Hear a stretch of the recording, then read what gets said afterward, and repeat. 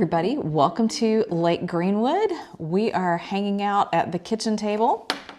I have a cup of tea and I have a note for what I want to talk about, and I even have a little bit of knitting to show you.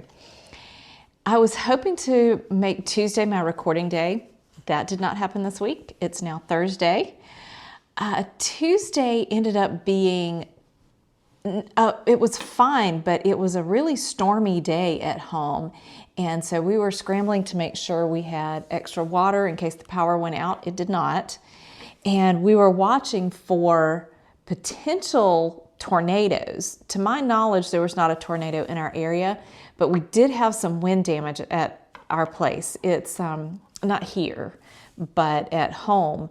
And the house itself is fine, our vehicles are fine, but we have had a couple of sheds up where our goats are. One was specifically built for the goats. The other one was actually built for pigs. We had pigs probably about, 10-ish years ago, 8 to 10 years ago, somewhere in that range. Actually, I think it was 10 years ago.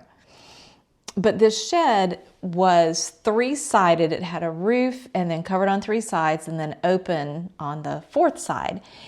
Unlike our goat shed, it did not have posts going into the ground. It had a heavy framework, but it just sat on top of the ground.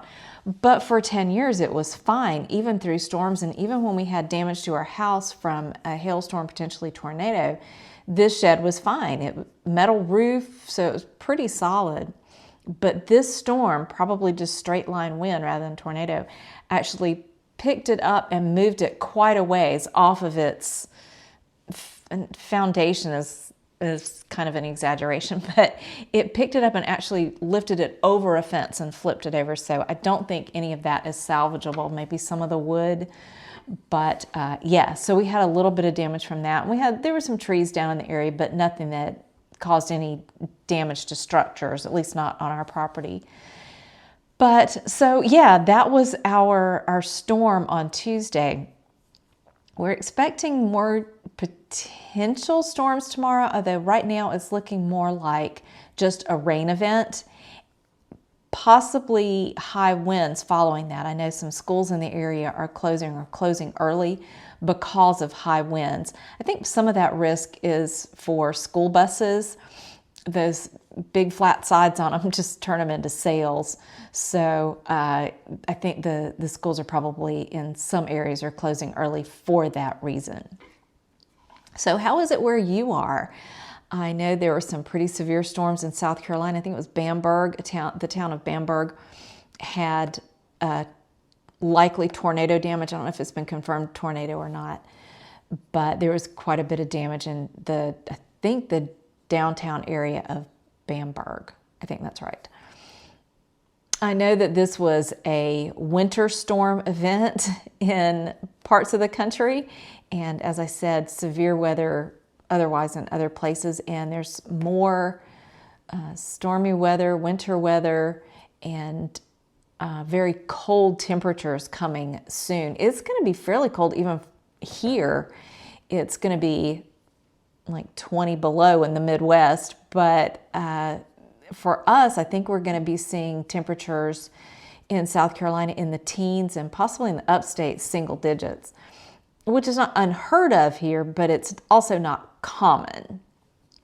So yeah, we've got some interesting winter temperatures coming up in the next week. I am in Greenwood for the next several days for a retreat. I am attending a retreat at Camp Fellowship, which is on Lake Greenwood. They do a summer retreat in August, and then this is their winter one. I've been to the August one a couple of times, but this is the first time I've been to the winter retreat, and it's just as nice. It's a lot of the same people, but not exactly the same people, so it's been fun to meet some new folks. The main meeting room at the camp has a fireplace, and so there is a wood-burning fire going, which was nice because it's not real cold right now, but it is a little chilly. The room just kind of, it's got very high ceilings, and it was just feeling kind of chilly in there. So the wood fire was taking the chill off of that. A lot of people are staying. I'm not even sure anybody else is commuting this time, but I am obviously staying here at our lake house and just commuting there during the day. There are rooms in the main building where we are, and then there's another building, I forgot, it's called something else, but there's another building with some rooms there. And I think everybody or almost everybody else is actually going to be staying at the camp. That said, I came on back here to relax, record. I don't know if this will get edited and uploaded tonight, possibly tomorrow. I just wanted to get a chance to visit with you a little bit and hopefully to get to bed a little earlier. Didn't sleep great last night, partly because of thinking about getting everything packed up and coming here, but also Bentley, our Boston Terrier, was up at 4 a.m. for some reason, which is very unusual for him. I don't know if he heard something. I don't know if he just needed to go out. I let him out. He didn't want to come right back. It took a little while to get him back in. Normally he'll, especially when the weather's bad, well, it wasn't bad, but it was cold. He will go out, he's really quick, and he comes right back. And he was staying out. My husband and I suspect he's found something interesting to eat in the woods and is wandering off to do that.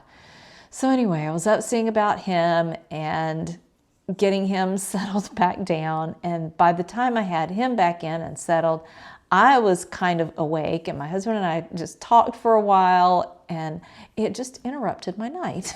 So I am thankful to be here and be quiet for the evening, and hopefully I'll get a little bit of extra rest.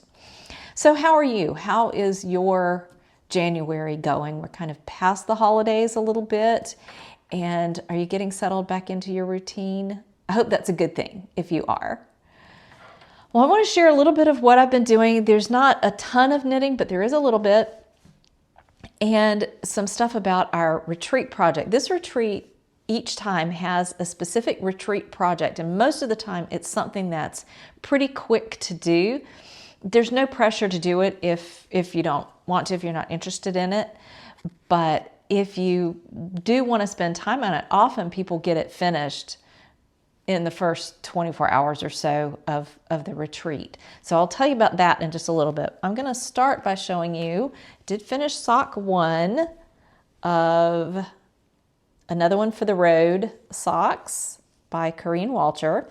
And the yarn is from the Christmas Eve cast-on kit from Hypnotic Yarn. It did not come with a pattern, but it did come with some pretty awesome yarn. So you can see I'm on sock 2. I'm, I don't know, almost halfway through the leg, so maybe about halfway through the leg. And that's been really enjoyable. I actually worked on it at church last night. We're meeting in our kind of fellowship room. So people brought food, they were eating and having coffee and that kind of stuff while we're studying the book of Acts. So I sat there, sipped on coffee, and knit on something fairly simple so I could pay attention and take some notes, but that gave me a little bit of extra time to work on that. I'm looking to see, I was going to show you something and now I can't remember what it was. But yeah, the Christmas Eve cast on, I've got a badge from that I feel like needs to go somewhere. Okay, so the other thing, this is it's still in my Nutcracker bag. I am considering taking a bag out of my inventory because I kind of need another one, and I didn't bring an extra project bag because the pattern that we are doing for the retreat is called the Chain Gang Neck Wrap. So what it is are linked chains. And once we get it done, you can, depending on how many links you do, you can do one, sort of like a cowl. So wrap once around or twice around. And then we have a button to wear And I think there's a magnet or something to attach it. So you attach that and then you wrap it around, and then the links can go around the button and hold it in place. Or you could just wear it looped around. Let's see if I can get this button out. So I have a gigantic button, and it'll go, these loops will fit around that, so you can wear that to hold your chain cowl. So what you do, you cast on, they even included little 9-inch circs to use, but you cast on and you just knit a few rows in the round. So it's going to curl. And so what you're going to see is the purl bump side. And once you finish the first one, then you cast on again, but then you loop through the previous chain, knit in the round, bind off, and then you're ready to link the next one. So we got this project this afternoon, like at, I don't know, between 3 and 4. And I've done 1, 2, 3, 4, and I'm on 5. So what do you think? It's kind of a fun little project. I'm enjoying working on it. I don't know if it's something that I would wear very much. It's just kind of an accessory. It's almost more necklace than cowl, but it is interesting and fun. So I don't know if I will actually keep it to wear myself or if I will pass it on to somebody else, but it is interesting and I'm enjoying working on it. The yarn for this project was included, but it came from a really unusual source. I talked probably on audio a couple years ago, I think, about a woman named Bev, I think it's Marion, I think that's right, who was a knitter that I had met at retreats and had just the nicest conversations. She died from COVID. I think it was around the time that my husband was in the hospital and very sick. And so I was thinking about her and just what a joy she was to know. She was also a knitter and traveled the world. She was very well traveled. Her husband was a commercial pilot, and she had an extensive yarn collection. So her husband, in considering what to do with that, contacted friends who were knitters and said, "Can you find good homes for this yarn?" So some of her friends got together, sorted through what sounds like a huge yarn stash, and they donated it to some other places, some knitting groups. I think there was a school group that knits, but much of it they have brought to this retreat. And they're going to be using it for door prizes this weekend. But they also used what I assume were already Bev's leftovers. So they packaged up little bags of small leftover skeins, perfect for this project. And so what they asked us to do was, well, these were, as you see right here, the yarn packaged up, and they said, just reach in blind. You can't search around. Just reach in and grab one. So it was a grab bag. And we pulled out what we got, although obviously it was fine for us to trade if we wanted to. But anyway, I've got all these beautiful warm colors, and I'm mixing and matching because you hold the yarn double. This pattern would work really well with the DK weight, by the way. But yeah, I'm holding the yarn double and just mixing and matching these colors. So they're mostly warm colors. You can kind of see, I think, here. But this has some gray blue. I think it was a self-striping, it looks to be. But there's some other colors you can maybe kind of see inside there. And possibly this one too. I think this might have also been a self-striping. And I'm just grabbing a couple at a time and putting them together. There's plenty of yarn for this project, and it's just making this gorgeous, warm, cozy color accessory. The nice thing in working on this is thinking about what a lovely person Bev was. I had some very sweet conversations with her at retreats, and somebody else said something very similar to this. Bev had a way of making everybody who talked to her feel special and important.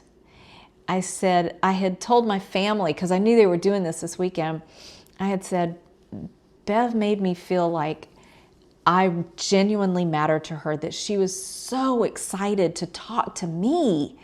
And I thought, I'm sure she made everybody feel that way, but I thought, what a lovely legacy for someone. And that's how she was described today, that she took an interest in every person that she encountered. If you sat down next to her to talk, she showed a true interest in you and what mattered to you, and just had a way of making people feel important. I want to set that as an example for me as well. I decided many years ago that I wanted to be known as an encourager, someone who encourages other people, uplifts other people, gives you confidence that maybe you lacked at that moment. Not that my word means that much, but sometimes just having anybody say, you can do this. Yeah, of course you can handle this. You're going to be fine. You're going to be able to do what you need to do.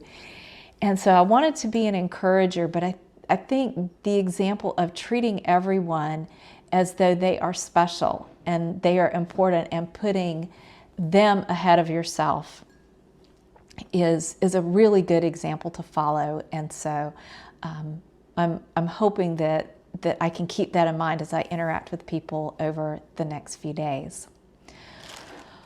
Well, folks, this is not that long. I guess I've been recording for 17 minutes. That's a little while. I'm going to see if I have any extra footage to add in here. I'm not even sure that I have very much from this past week. So I'm probably going to sign off, do a little bit of editing. I'm going to work on my chain project a little bit tonight. I'm probably going to read. I'm almost done with the Patricia Cornwell book, A Natural Death. Is that what it's called? I've got like 30 pages left, and I was too sleepy when I first went to bed last night to finish it. So maybe I'll get that finished tonight, and I'll decide on what I'm reading next. Once I decide, I will let you know. Are you reading anything good right now? The other thing I wanted to tell you that I'm doing, I have been watching the series Shetland, which I'm sure a lot of you have already watched, but I've been watching that quite a bit when I've been working on various things at home.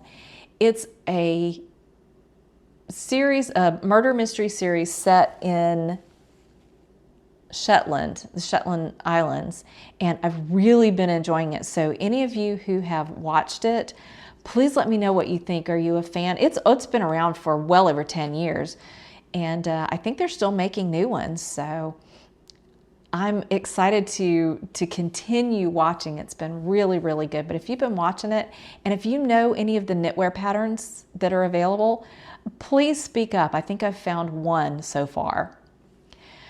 All right, everybody, I will hopefully get this posted either tonight or tomorrow, and I will check back with you soon with maybe a finished project or two. We'll see.